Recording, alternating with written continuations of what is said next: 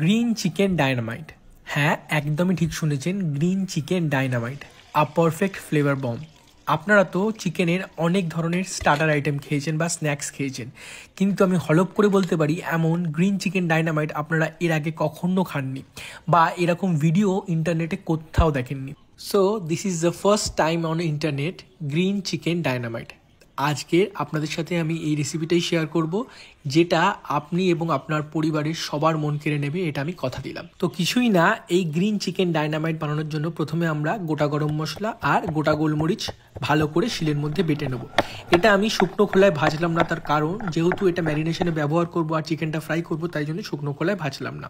তারপর শুকনো লঙ্কা, আদা, রসুন, এখানে 4টে শুকনো লঙ্কা, 1 ইঞ্চি আদা আর 6-7 কোয়া রসুন বড় বড় ভালো করে শিলের মধ্যে বেটে নিলাম। তারপরে আমরা এখানে 5টা কাঁচা লঙ্কা, সেটাকেও সুন্দর করে চপ করে নেব।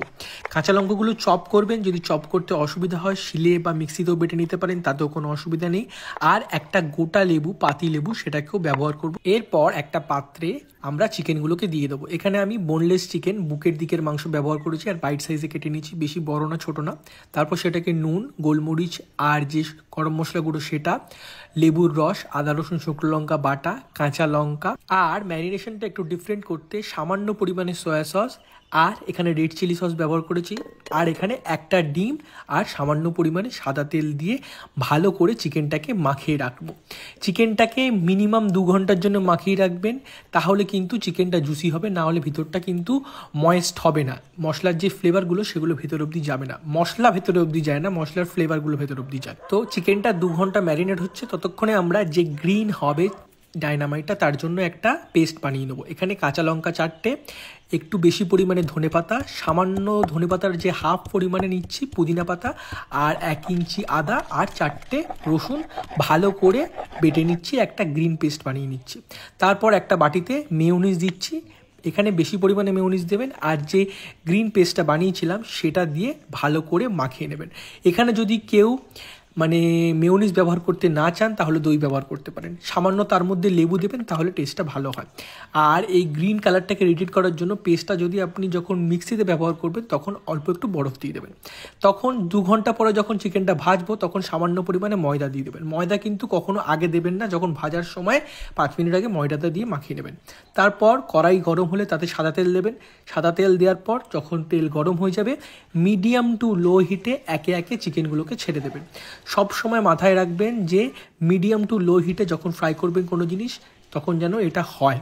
আর যদি দেখবেন যে ফ্রাই করার সময় বৃষ্টি ঝুরঝুর করে বৃষ্টি পড়ার যে আওয়াজটা হয় সেটা যদি কানে আসছে, তার মানে টেম্পারেচারটা একদম ঠিক আছে। কেননা বাড়িতে সবার কাছে তো থার্মোমিটার থাকে না অয়েলের টেম্পারেচার চেক করার জন্য, তাই এটাকে মাথায় রাখবেন।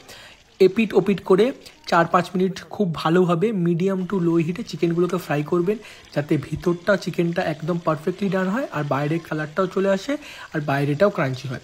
আপনারা যদি এক্সট্রা ক্রাঞ্চি চান তাহলে ডাবল ফ্রাই করতে পারেন, কিন্তু আমি একেবারেই চিকেনটাকে ফ্রাই করেছি। এখানে ফ্লেভার বম কেন কথাটা বললাম, এই যে চিকেনটা এটা একদম হট, পাইপিং হট, আর যে আমরা সসটা বানিয়েছিলাম গ্রিন সসটা, সেটা কিন্তু ডিপ ফ্রিজে রেখে দিয়েছিলাম, সসটা হবে ঠান্ডা। দেখুন চিকেনটা কাটার পর একটা আমি দেখিয়েছি, বাইরের কোটিংটা পাতলা, এটা কিন্তু পকোড়া না, এটা হচ্ছে ফ্রাইড চিকেন, বাইরের কোটিংটা দেখতেই পাচ্ছেন। তারপর একটা পাত্রে চিকেনগুলোকে দিয়ে যে গ্রিন সসটা ফ্রিজে ছিল সেটা মাখিয়ে দেবেন 1 চামচ দিয়ে। তো দেখতেই পাচ্ছেন গরম চিকেন পকোড়া আর ঠান্ডা সস, একটা ফ্লেভার বম হবে কিনা। তারপর ওই চিকেন যে সসটা মাখানো ছিল সেটাকে একটা লেটেসের ওপরে সার্ভ করবেন, এইরকম একে একে দিয়ে। এই লেটেসটা দেওয়ার কারণ, যেহেতু ফ্রাইড চিকেন, লেটেসটা আপনার যে স্যালাডের মতো কাজ করবে আর ব্যালেন্স করবে ফ্রাইড চিকেনটাকে। ওপর থেকে আরও বেশি করে যে সসটা ছিল গ্রিন সসটা সেটা দিয়ে দেবেন, তাহলে খেতে আরও ভালো লাগবে, সেটা আরও ঠান্ডা। আর ডায়নামাইট যেহেতু বলছে তাই জন্য ঝাল থাকা দরকার, তাই জন্য ওপর থেকে কুচি করে কাঁচা লঙ্কা দিয়ে দেবেন, আর আপনাদের গ্রিন চিকেন ডায়নামাইট তৈরি। একদম পারফেক্ট একটা ইভিনিং স্ন্যাক্স, যেটা আপনারা এর আগে কখনো খাননি। তো আমি অবশ্যই রিকোয়েস্ট করব এই রেসিপিটা আপনারা বাড়িতে অবশ্যই বানাবেন এবং আমাকে ছবি পাঠাবেন এবং আমাকে জানাবেন কেমন লাগলো। তো আজকে ভিডিও কেমন লাগলো অবশ্যই জানাবেন। Till then, tata.